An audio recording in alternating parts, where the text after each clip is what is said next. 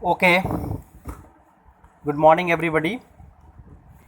So now come to the page number 2, properties of magnetic field pattern. और magnetic field pattern को ही हम magnetic line of force भी कह सकते हैं। ये वो लाइन होता है जहाँ पर मैग्नेट्स का जो फोर्स ऑफ इफेक्ट जो है ना दिखता है रीजन में। So first point is the magnetic field line originates from the north pole and ends in the south pole. Magnetic field जो लाइन है ना वो कहाँ से शुरू होता है? नॉर्थ से शुरू होता है और साउथ पे जाके एंड करता है। देखिए एक डायग्राम भी बनाया हुआ है मैंने, एक रेक्टेंगुलर बार मैंने लेकर नॉर्थ से दिखाया है और साउथ की तरफ पॉइंट मैंने दिखाया है। एक क्वेश्चन, इंटरेस्टिंग क्वेश्चन आता है कि नॉर्थ से क्यों, साउथ से नॉर्थ क्यों नहीं, या ईस्ट से वेस्ट क्यों नहीं।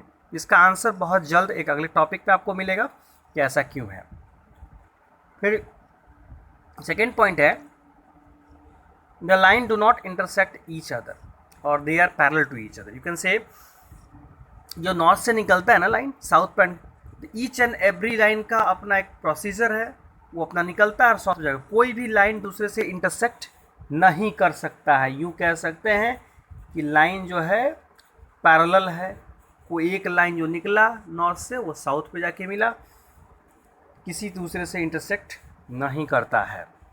तीसरा point, the force of attraction और रिपल्सन जो भी हो, the force is more near the poles lesser away from the poles. Near the poles force का जो इफेक्ट होता है, अट्रैक्शन होगा या रिपल्सन जो भी हो, वो क्या होगा? बहुत ज़्यादा होगा नियर द पोल्स। एंड जैसे जैसे पोल से दूरी बनती जाएगी वैसे वैसे क्या इफेक्ट क्या हो जाएगा? कम हो जाएगा। ठीक है। Next, magnetic field of the earth. सबसे फैक्ट बात ये, जो टॉपिक हम स्टडी करने जा रहे हैं, ये हमारा अर्थ जो है इटसेल्फ एक मैग्नेट है और इसी को हम प्रूफ करने जा रहे हैं कि हमारा अर्थ इटसेल्फ मैग्नेट कैसे है ना।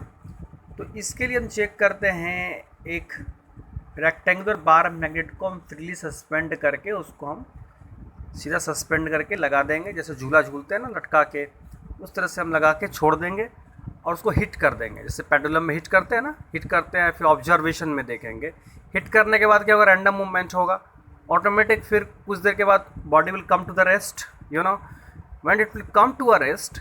जो बार मैग्नेट का जो पॉइंट होगा ना, जिस डायरेक्शन में वो दिखेगा सस्पेंडेड फॉर्म में, तो वो नॉर्थ साउथ डायरेक्शन के में वो सस्पेंडेड दिखेगा। कई बार आप कर सकते हैं इस एक्सपेरिमेंट को और आप देखेंगे कि हमेशा नॉर्थ साउथ डायरेक्शन में ये पॉइंट किए हुए हैं।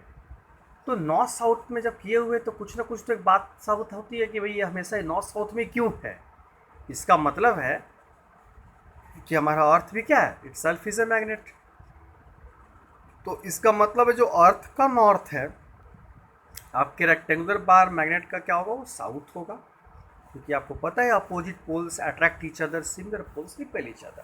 तो ऑब्वियसली है जो अर्थ का जो नॉर्थ होगा रेक्टेंगुलर बार का, उस तरफ क्या होगा? साउथ होगा।